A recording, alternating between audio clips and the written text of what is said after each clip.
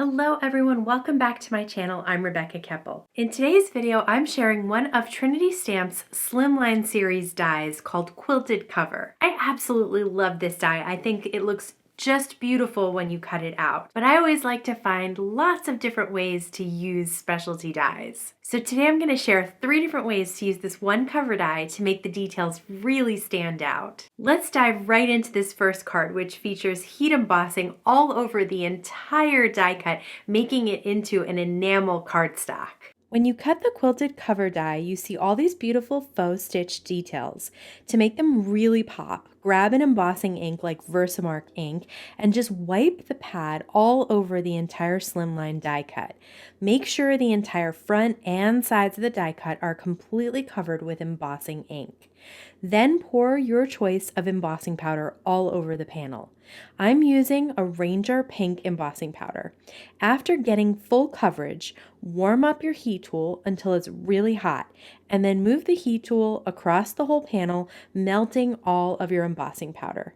There's so much to melt, so the hotter the tool is, the quicker you can move it across the panel and not risk scorching your paper. This turns your die cut into a really shiny, almost enamel type cardstock, and you can really see all of those faux stitching lines. I'm going to stamp the Happy Galentine's Day stamp from the Trinity Stamps Love and Stuff Sentiment Stamp Set, and I want to mimic the curve of this die, so I'm using the die to line up the stamp along the curve on my Misty door, and then I'm going to stamp it in black ink. Then hold the die from the scalloped card panels and banners die in place along with the 2 flags for the end of the banner and die cut them all out of white cardstock. I trimmed down the quilted embossed panel a little bit and used some tape runner to adhere it to the scalloped white background, which I thought went really well because of the stitched border it also has. I popped up the curved part of the sentiment banner on foam tape, but then adhered the flag ends with tape runner so it looks like a dimensional banner. I then die cut all of the bows from the Bunch of Bows die set out of silver foil paper. These bows are very easy to create. Simply add adhesive to the 2 tabs on the side and roll them back towards the center of the die cut and adhere them there.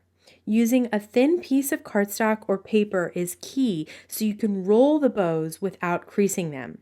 Then put some adhesive on the small rectangle and wrap it around the center of the bow, leaving the ends of the rectangle behind the bow. I love how dimensional and adorable these bows are. I used some liquid adhesive to go around the die cut bow shape and adhered all 3 of my bows to the card and added some embellishments in the center of the dimensional bows to finish it off. Next, let's see how a simple ink blending really makes those details pop. Today I am trying out the Trinity Stamps Blending Buddy ink blending brush. I love how these brushes have caps to protect your work surface when they're not in use.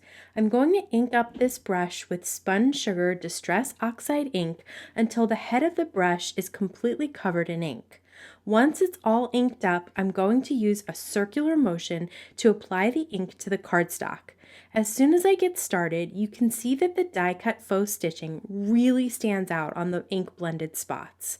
The thing I like about blending brushes versus foam applicators is that you can really get a light effect and then add layers of color as you see fit, rather than kind of going from 0 to 60 and ending up with too dark of a coverage of ink. Up close and in person, you can really see how the ink makes those stitched lines stand out. Once again, I used a white scallop die cut from the Trinity Stamps Scalloped Card Panels and Banners die set, and I'm just making little pencil lines to see where I need to trim down the quilted panel so it can sit inside the stitched lines of the scalloped background. With the lines, it was super easy to trim down the panel perfectly in my guillotine trimmer. I stamped the same sentiment from the last card, and this time I cut it out with a straight banner. I thought about putting something on the banner's edge, but decided instead to make the banner dimensional by folding it into a Z on each edge. Once again, I adhered the various bows from the Bunch of Bows die set and the sentiment. To make the card base, I put the panel into my score pal. I want the base smaller than 3.5 so that you can't see the straight edge of the base, and instead the card maintains its scalloped edge.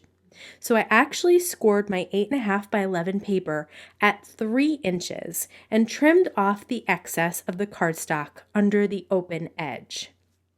Then I placed tape runner on the card base and adhered the panel over it, centering it so that you could not see any of the flat edges of the card base from the front of the card, because I really love a scalloped shaped edge card. Last but not least, let's use some white gel pen accents to really draw attention to those die cut details.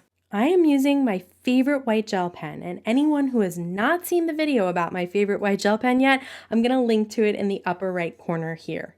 All I'm going to do is use the gel pen to draw over the die cut stitched lines. After just doing a few sections, you can really see how much the white stitched lines pop, especially on this darker color of cardstock. If you were working on white or lighter cardstock, a coordinating color of ink that is darker would probably work best there instead. This didn't really take me long to do, especially once I got in a groove and just worked my way along one line at a time.